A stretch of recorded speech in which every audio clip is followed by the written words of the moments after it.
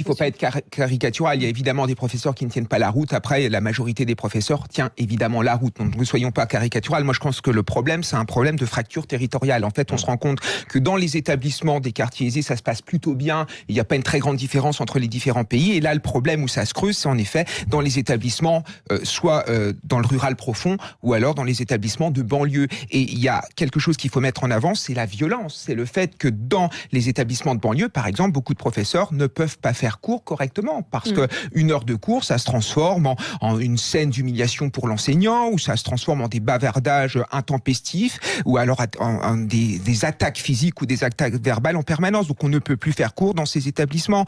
Et puis, je crois qu'aussi l'institution a intériorisé le fait, par exemple, qu'en Seine-Saint-Denis, on faisait des ouvriers, qu'au centre de Paris, on faisait tout à fait des cadres. Et je pense que les professeurs, avec l'idéologie qui est majoritaire chez eux, accompagnent ce mouvement. Et les grands sacrifiés de notre système, c'est les gamins d'origine populaire qui aimeraient connaître une ascension sociale et on ne leur permet plus de l'obtenir. Il est là le problème. Il y a un article dans